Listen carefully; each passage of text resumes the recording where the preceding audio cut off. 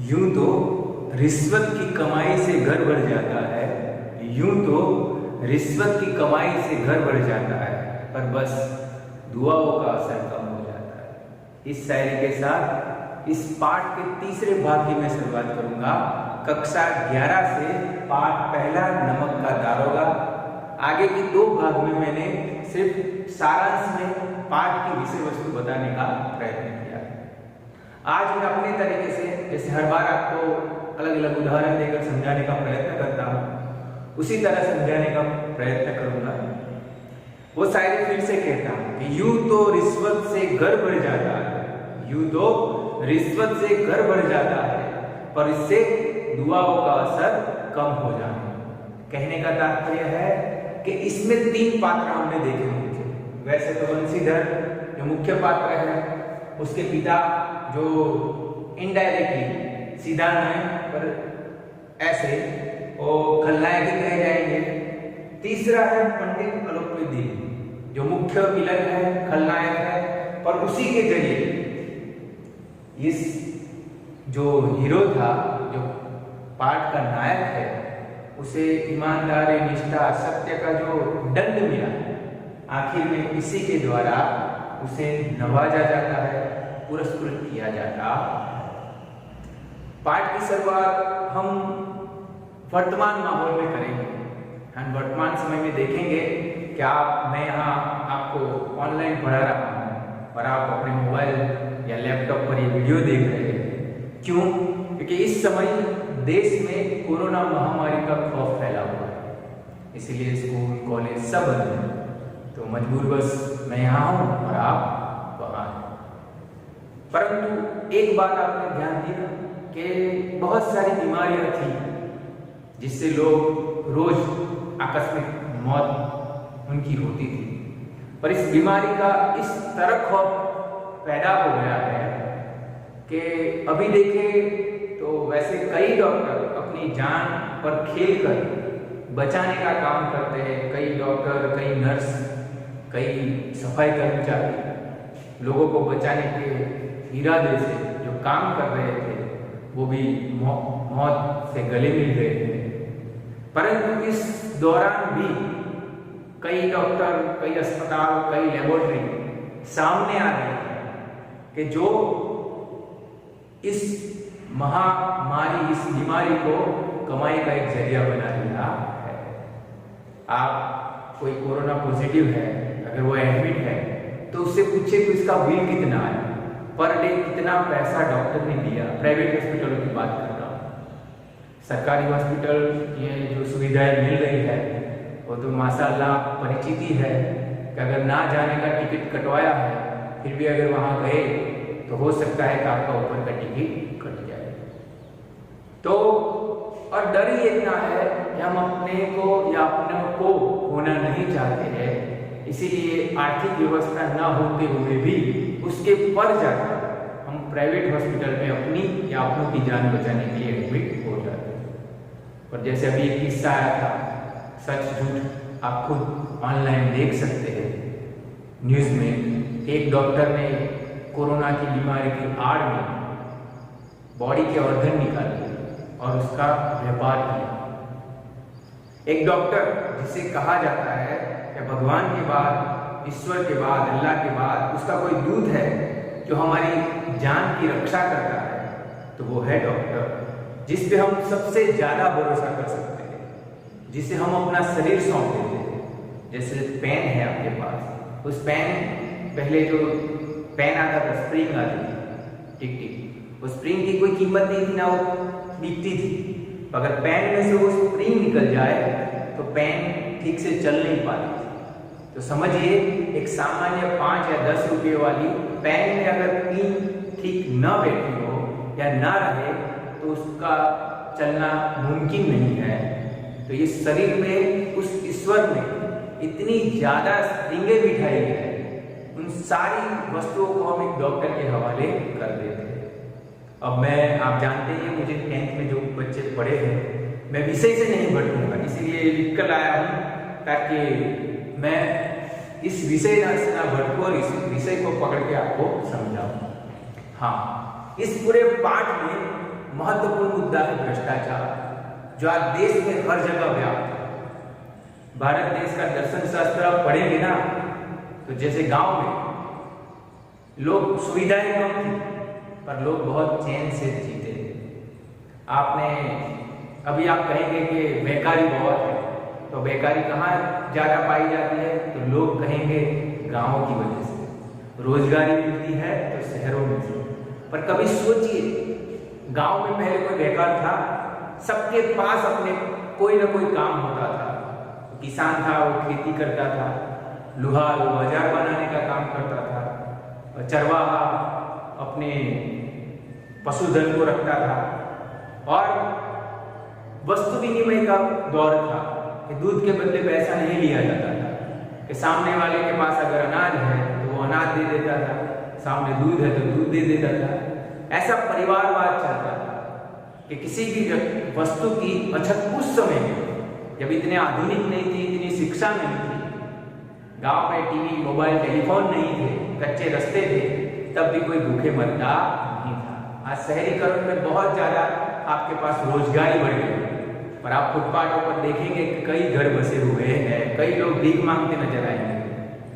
क्यों? क्योंकि किसी गांव ने ये रोजगारी की समस्या खड़ी नहीं की है। ये रोजगारी की समस्या खड़ी करने वाले हम खुद हैं कि हमने गांव तोड़े और शहर बसाए।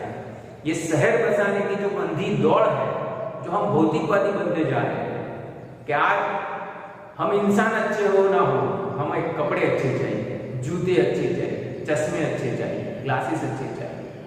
तो ये जो दिखावे की दुनिया बन रही है, उसमें जो भारत का दर्शन शास्त्र था वो कहीं लुप्त हो गया।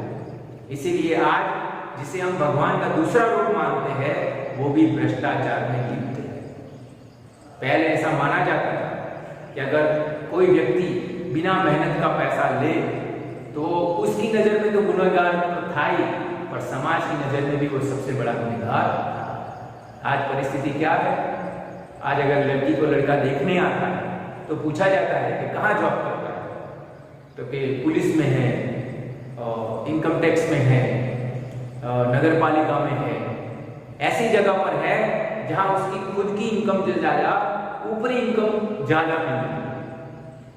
और वो पिता खुश होकर अपनी बेटी ब्याह देता कि बेटी सुखी घर में जा रही है, जहां पैसों की छोर उड़ेगी, क्योंकि हमारे दामाद को कमाई से ज्यादा ऊपरी कमाई जाता है। एक पिता ये सोच लेता है और ये मान्य रखता है और मंजूर रखता है कि उसकी बेटी वो अन्न खाएगी जो किसी गरीब, मजबूर, लाचार मेहनत का पैसा होगा, और वो खाकर वो अपने संतान को पैदा करेगी। तो ये जो दर्शन शास्त्र था, हमारे जो संस्कार थे, हमारे जो रिवाज थे, वो कहीं मिट गए। भारत की जो संस्कृति देखे तो मैं उंगलियों पे गिन सकता हूं कि भारत पर बहुत सारे आक्रमण हुए पहले से, कि सब हुन, कुषाण, चंगेज, पठान, तुर्क, तातार, मंगोल, फ्रांसीसी, डच, पुर्तगाली और आखिर में अंग्रेज। बहुत सारे आक्रमण हुए, पर इतने सारे आक्रमण के बावजूद भी भारत की जो सभ्यता थी, भारत का जो कल्चर था, जो संस्कार था, वो नहीं मिटा पाए। पर आखिरी ये 70 साल आप देखेंगे कि जब से हम आजाद हुए हैं, तब से जो हमारा पतन हुआ, भारतीय संस्कृति का पतन हुआ, जो संस्कार का पतन हुआ, उतना कहीं भी आने वाले सालों में भी देखने को मिलता नहीं है। और जैसे इस पाठ में हम देखेंगे कि बंशीधर एक युवा पढ़ा लिखा लड़का है, उसके पिता हर समय उसे क्या गिनवाते रहते हैं, उसके पिता हर समय ये गिनवाते रहते हैं कि हमारे सर पर कर्जा बढ़ गया है, घर में तेरी बहन है, उसकी शादी करनी है, तो तू कोई ऐसी जॉब ढूंढना कि जहां तुझे आय तो मिले और ऊपरी आय ज्यादा मिले। खुद पिता अपने बेटे को भ्रष्टाचार में लिप्त होने की सलाह दे रहा है, उसे वो रास्ता शॉर्टकट दिखा रहा है कि वो गलत काम करेगा पर वैसा जल्दी कमा लेगा। और वे कहता भी है, पाठ में लिखा है कि तनख्वाह तो पूर्णमासी के चांद जैसा है, कि जैसे सूरज दिन होता जाएगा वैसे वैसे वो लुप्त होता जाएगा। पर जो ऊपरी आय है, ऊपरी इनकम है, ब्लैक मनी है, वो झरना है, वो बहता ही जाएगा। जब इस समाज में एक ऐसा पिता हो जो अपने संतान को भ्रष्टाचार से लिप्त हो जाने की सलाह देता है, मशवरा देता है, मजबूरियां दिखाता है, तो समझिए कि आने वाला समय कैसा रहा होगा। क्योंकि आज का युवा वर्ग भौतिकवाद के पीछे इतना अंधा हो गया है कि उसे खुद अपनी पास अपने घर में पड़ी वस्तुओं से ज्यादा दूसरी वस्तुएं ज्यादा पसंद आती थी। एक समय ऐसा था कि बाजार कब बनता था? कि बाजार लोगों की उपयोगिता, लोगों की मांग के अनुसार बाजार बनता था। कि जैसे एक गांव है, एक छोटा सा शहर है, उसे जितनी जरूरत होती उतनी ही शॉप होती, इतनी दुकान होती, इतनी ही वस्तुएं होती। आज बाजार पूरा उल्टा हो गया। आज पहले बाजार बनता है, प्रोडक्ट लॉन्च होती है, एडवर्टाइज होती है और सामने जरूरियात खड़ी की जाती है। पहले जरूरियात होती थी तब प्रोडक्ट आती थी, तब विक्रेता आते थे, तब बाजार बनता था। आज प्रोडक्ट लॉन्च होती है, बाजार बनता है और उसके लिए ग्राहक उपयोगिता तैयार की जाती है। इसका परिणाम हम आज अपने आसपास देख ही रहे हैं कि हमें उस व्यक्ति, एक ईमानदार रिक्शा ड्राइवर हो, एक ईमानदार क्लर्क हो, एक ईमानदार प्यून हो, एक ईमानदार मजदूर हो, जो दिन भर कड़ी मेहनत करता है और शाम होते हुए 300, 350 पैसे कमाता है, और वो किसी का बुरा नहीं चाहता, वो अपनी मेहनत से पैसा कमाता है और खुद का गुजरान करता है। पर हमें उससे दोस्ती करना, उसके साथ खड़े रहना, उसके साथ सेल्फी लेने में शर्म आती है।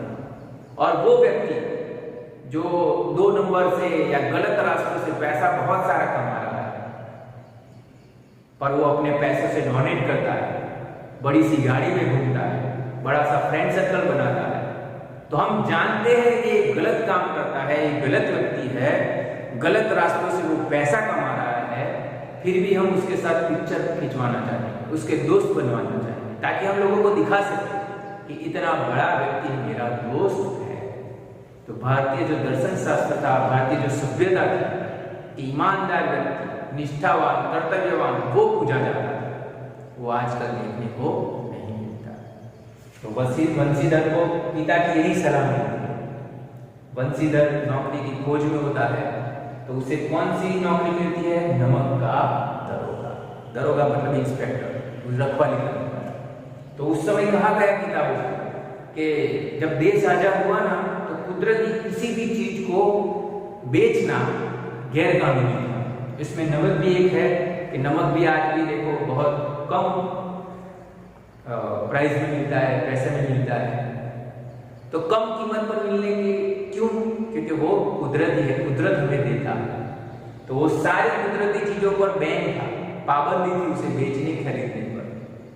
तो उस समय पंडित अलोपति जैसे बड़े लोग, मैंने कहा ना कि नाम बड़े काम खोटे, तो नाम बड़े थे, गलत रास्तों से पैसा कमा रहे थे, पर डोनेशन देते थे।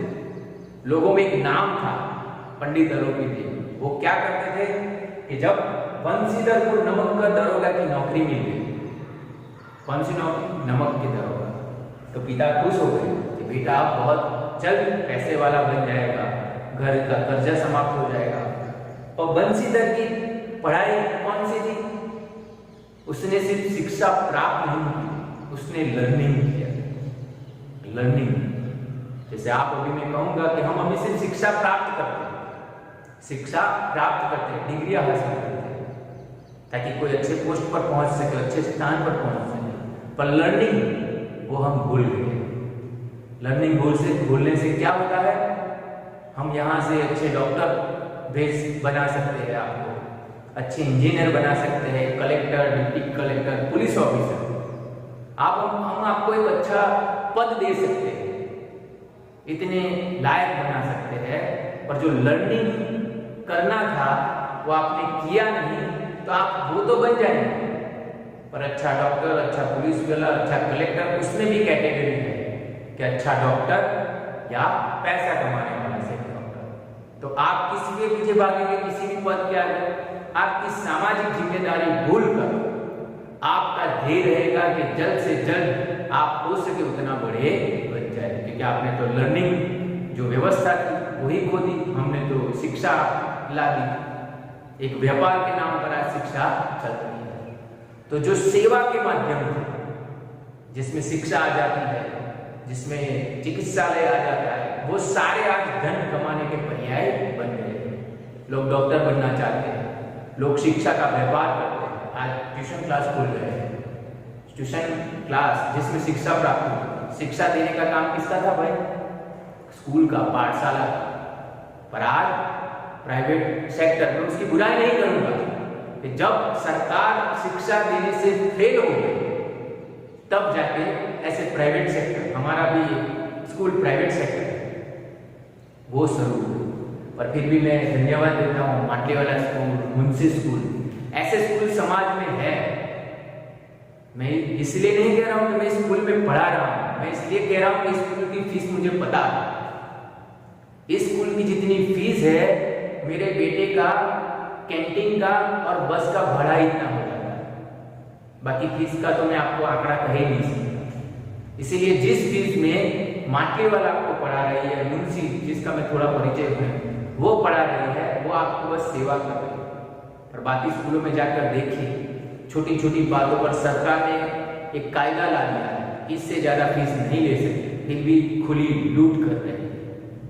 तो जहां सरकार फेल हो गई, वहां प्राइवेट सेक्टर खड़े हो गए। पानी देने का काम किसका था भाई? सरकार का, वो हमसे टैक्स लेते हैं घर पर शुद्ध पानी पहुंचाने का।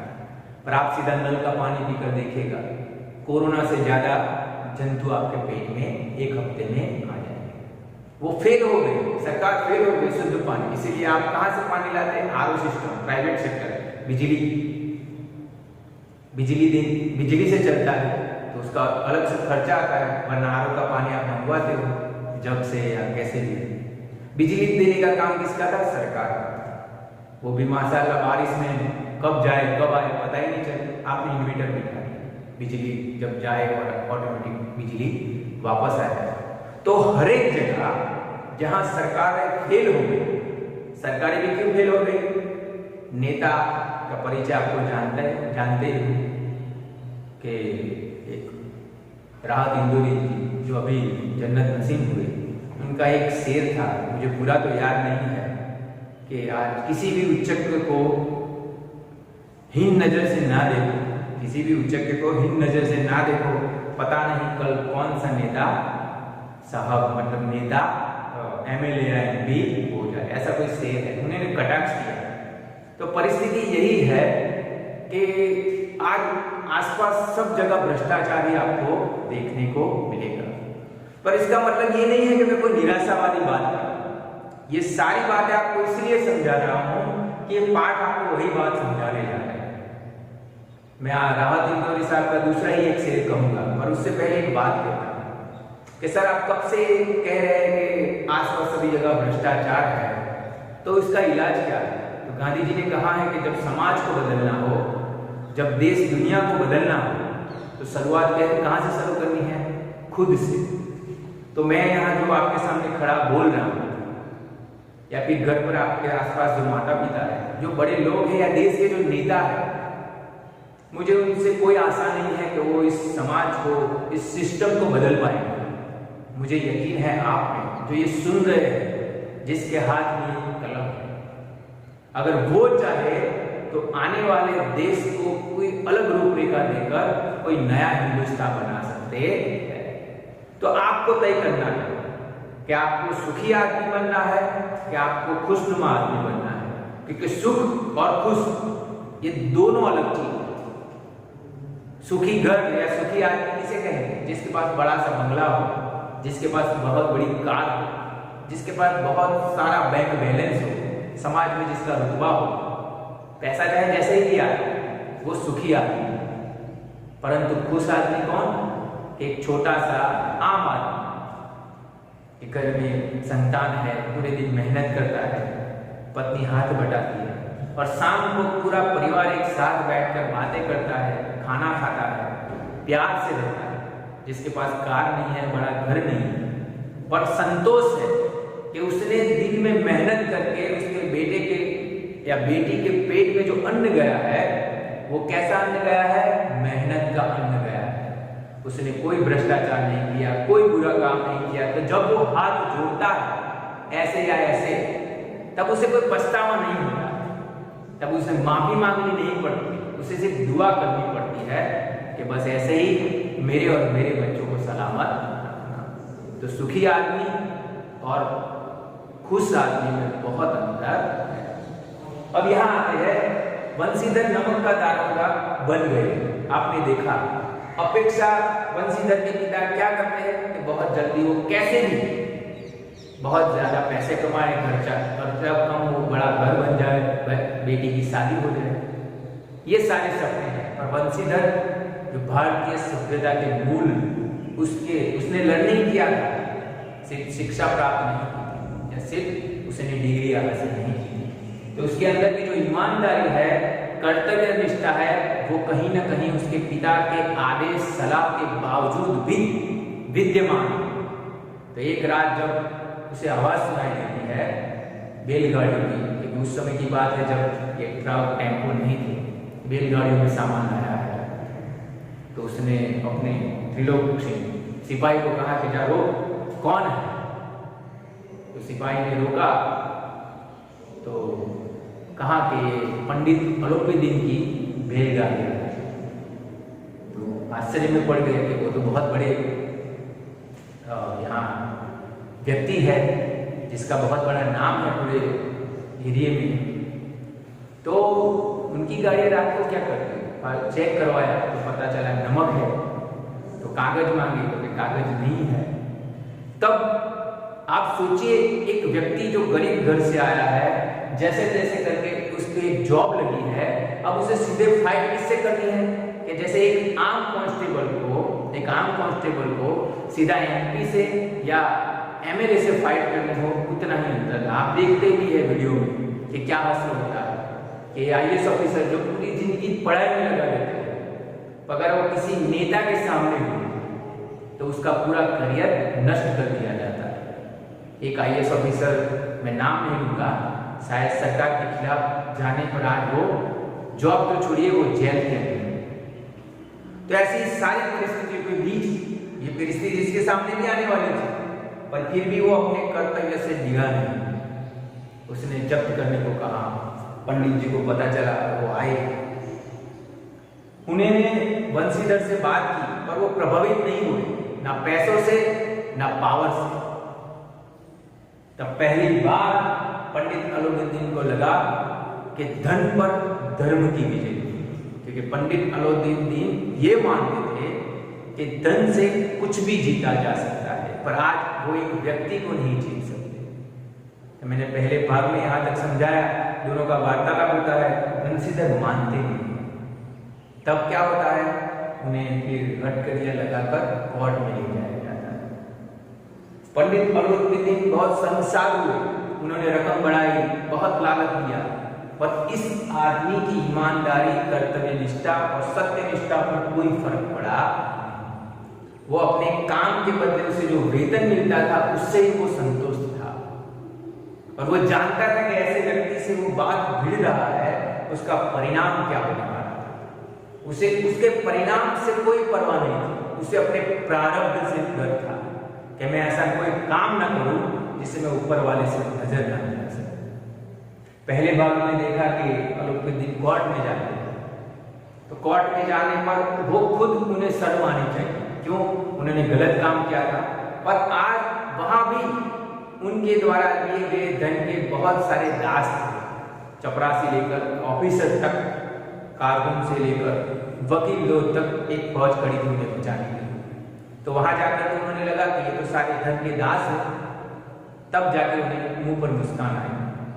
बंशीधर को भी लगा कि डगर बहुत कठिन है, धर्म पर धर्म की विजय पाना बहुत कठिन है, और उनकी जो सोच थी, उनकी जो आशंका थी, वो सच हुई कि जज ने ये फैसला सुना कि बंसीधर को आइंदा अपने काम पर चौकस रहना पड़ेगा। वो प्रूफ नहीं कर पाए क्योंकि सारे लोग धर्म में बिक गए, तो कोर्ट के द्वारा उन्हें नोटिस देकर छोड़ दिया गया। परिणाम ये आया कि 1 हफ्ते के बाद उनकी जॉब ही छूट गई। तो एक व्यक्ति जो ईमानदारी से चला, उसकी इतनी सारी जरूरियात थी, जिसकी जरूरियात थी कि अगर वो जॉब करेगा, नौकरी करेगा, तब जाके उसके घर का चूल्हा जलेगा, उसके पिताजी ने जो कर्जा लिया है वो माफ होगा, उसकी पत्नी है, तो घर कैसे चलेगा? वो कुछ नहीं सोचता है। वो एक ही बात सोचता है कि क्या मैं किस लिए और किसकी नौकरी करता। और आपको भी मैं कह रहा हूं कि आज कई लोग नौकरी किसकी करते हैं? सरकार की करते हैं। अरे सरकार कौन होती है जो आपको नौकरी देती है? नौकरी उन लोगों की कीजिए जिसके टैक्स की वजह से आपको वेतन मिलता है।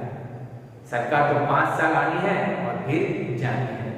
वो लोग हमेशा रहेंगे, और जनप्रतिनिधि, लोक प्रतिनिधि कौन है? ईश्वर की आवाज है। अगर आपने उसे दुखी किया तो आप अपने आप को कभी सुखी महसूस कर नहीं पाएंगे। मैंने कहा था कि राव इंदौरी का एक शेर है जो मैंने एक बार कहा भी था। आज राव इंदौरी साहब नहीं रहे, तो इसीलिए उन्हें याद करते हुए कह रहा हूं कि ना किसी राहबर से, ना राह गुजर से निकलेगा, ना किसी राहबर से, ना राह गुजर से निकलेगा। राहबर मतलब साथ चलने वाला साथी, राह गुजर मतलब रास्ते में आने वाला। ना किसी राहबर ना राह गुजर से निकलेगा, तेरे पैर का कांटा तुझी से निकलेगा। कहने का तात्पर्य है कि समाज में आसपास आप जितनी बुराई देखो, ये बात छोटी है, शायद आपको समझ में ना आए कि मैं अकेला क्या कर सकता हूं। और गांधी जी ने जिस तरह कहा ना कि समाज में परिवर्तन चाहते हो तो स्वयं से शुरुआत करो। पर हम क्या करते हैं कि जब तक हम पर नहीं दिखती है हम जागते नहीं है। मैं भरूच में आता जाता हूँ, एक रास्ता है जो बने शायद 6 मंथ भी नहीं हुए। आज मैं देखता हूँ तो इतना बड़ा गड्ढा है कि अगर बाइक सवार उसमें गिर जाए तो उसे जान हानि हो सकती है। पर फिर भी कोई जाग नहीं रहे। जब कोई जागेगा, गिरेगा, कुछ अकस्मात होगा, तब आंदोलन होगा। पर कोई पहले ही नहीं सोचता कि ये गलत है, मुझे उसके सामने फाइट करनी चाहिए। इस बात में मैंने बहुत सारी बात की, पाठ से बाहर जाके बात की, पर पाठ जो समझाना चाहता था वो मैं आपको बताना चाहता था। तो इस बात में इतना ही। आने वाले भाग में दूसरे कुछ एग्जाम्पल देकर पाठ क्या कहना चाहता है वो आपको समझाने का प्रयत्न करूंगा। मैं आशा करता हूं कि आज का वीडियो देखकर आप कुछ सीखे होंगे या कुछ समझे होंगे। धन्यवाद।